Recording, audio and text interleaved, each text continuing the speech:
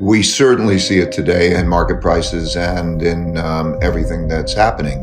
There are three, sometimes maybe we could stretch that to five, big things that are happening, and they are reflected in market prices, and the dynamics behind them and their change will be reflected in changes in market prices. And those three big ones are, first, that which is happening with money and credit. In other words, when you spend a lot more money than you earn, then the government does that. That means that a lot of money is printed and it moves its way through the system in a way that is reflected in market prices. And so that is what is happening now.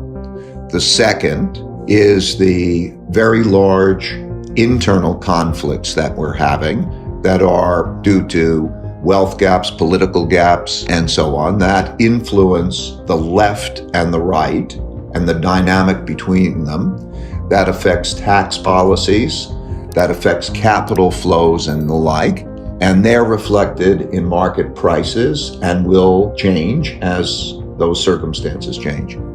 And the third big influence is the rise of a great power, China, to challenge the existing leading power and the existing world order.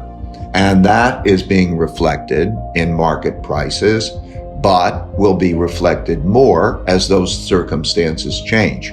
The other two that have been reflected through history, and I didn't have a full appreciation of until I studied the last 500 years of history, those two are technology and inventiveness changes. We're accelerating the rate at which they are occurring, and that adaptability and change is affecting our lives in big ways. So you cannot ignore the technologically and inventiveness changes. And the fifth are acts of nature. You know, the one thing that was interesting to me when I studied the last 500 years of history is that acts of nature, and they could be climate related, droughts and floods and pandemics, had cost more lives and toppled more civilizations than anything else, including wars.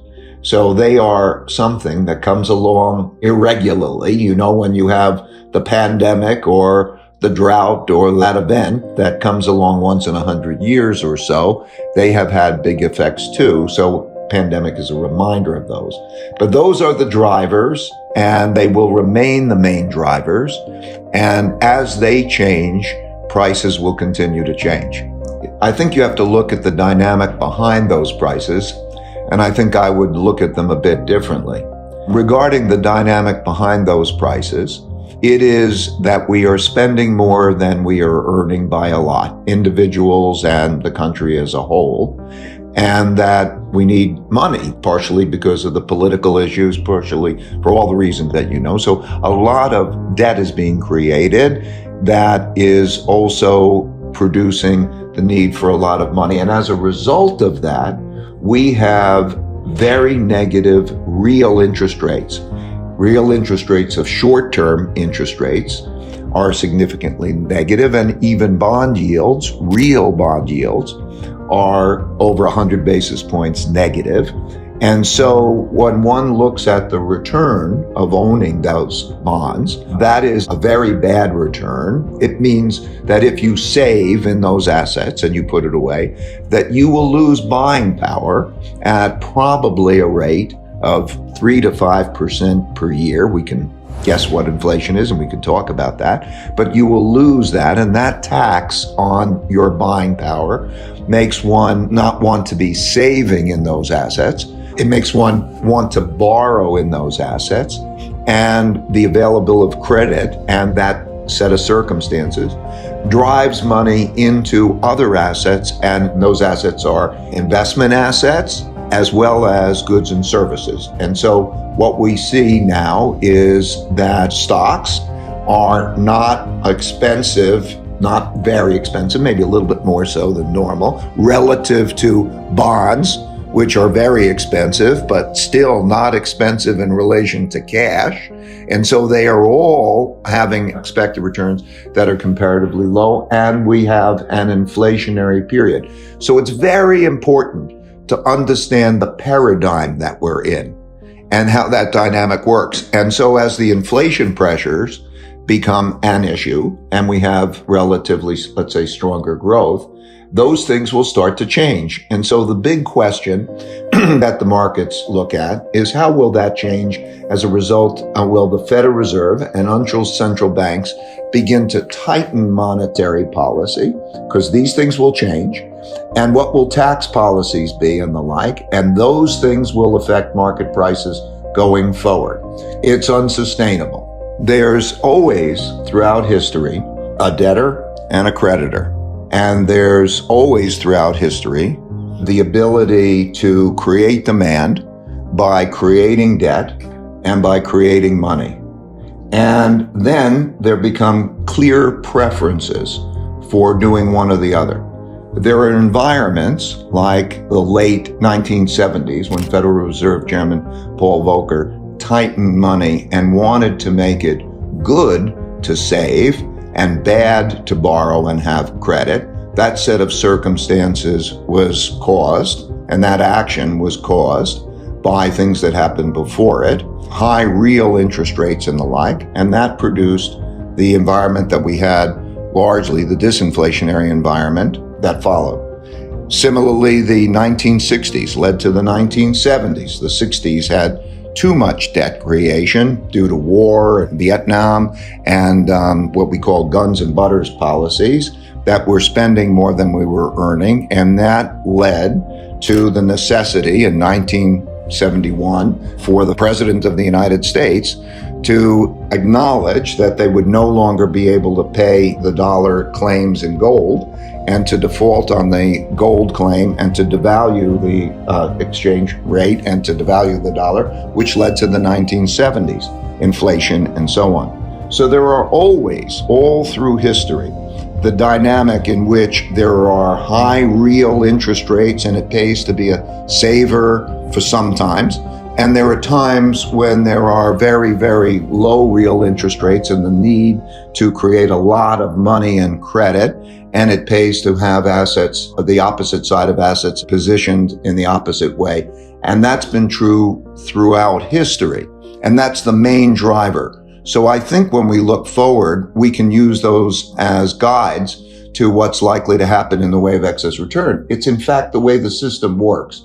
In other words, investors, borrowers and lenders look at the relative expected returns of cash, bonds, and other asset classes and move their money between those things based on the relative pricing. And that's why, for example, when there is a rise in interest rates, a tightening of monetary policy, and short-term interest rates rise relative to longer-term interest rates, so the yield curve begins to flatten and so on, that we see that there's a slowing in the economy and a slowing in capital availability, lending, long-term lending. There's a shift to saving, and as a result, there's a slowing of the economy. That's, to me, how the system works. The market is it's like a poker game. I've played the poker game for over 50 years, and I'm saying it's a zero-sum game relative to what's priced in, and the smart people take money away from those who are less smart. And that's the way it works. I wouldn't be in the business unless that was true. The dollar as a reserve currency gives one the ability to print the world's money.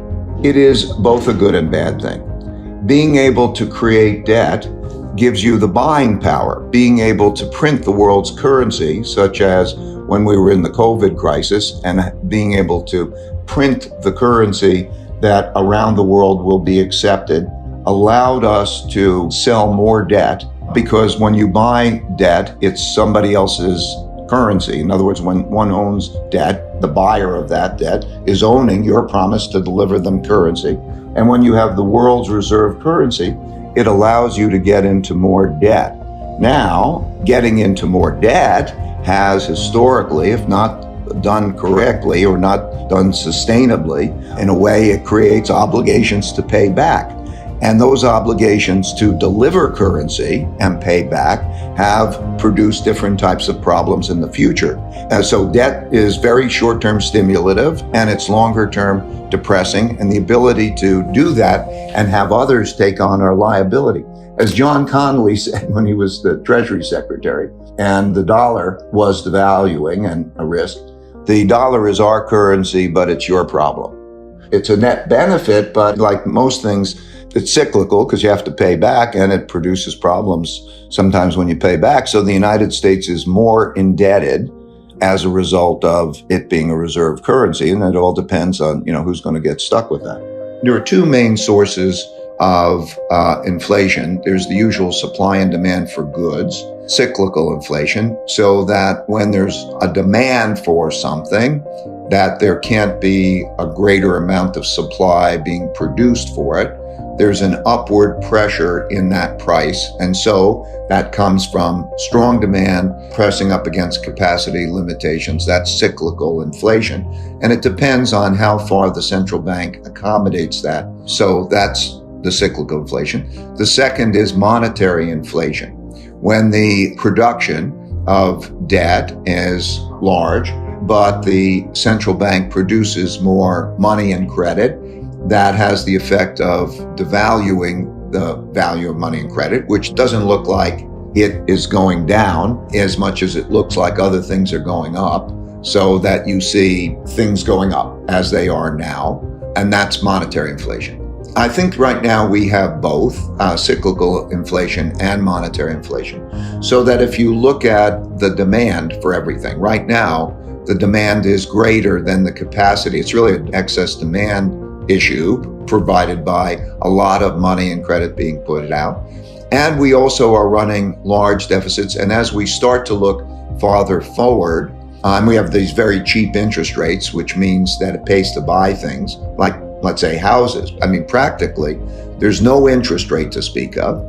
And now a lot of loans are made on interest-only loans even. So with hardly any interest rate and not having to pay back principal payments in terms of the amount of ridiculousness that it's gone to that way, there's a lot of demand for those kinds of things. Now that could be cyclical, but I don't believe when I look forward that our deficits will be primarily cyclical. So I looked into the issues of politics and the issues of the deficits and the needs for money and credit, or the desires for money and credit. And I think that they'll be structural. And I think then also there are certain changes in expenses. For example, while I believe that climate change and moving to cleaner energy and other such moves is very good for our ecosystem in the long run, it's also very expensive and it makes less efficiency. So that's going to, at that same time, add to inflation. So yeah, my worry or belief is that that will increasingly be built into the process, which we're seeing, for example, in terms of changes in compensation, changes in many, many things. Everybody's seeing inflation around them, and it's not just something that's going to settle back. So if I take the cyclical piece, it's going to require enough of a tightening, if you were to deal with that in monetary policy, to stop that buying. And the consequences of that would be very bearish for markets, and it would be very bearish for the economy. And I believe too bearish for the Federal Reserve to want to tolerate.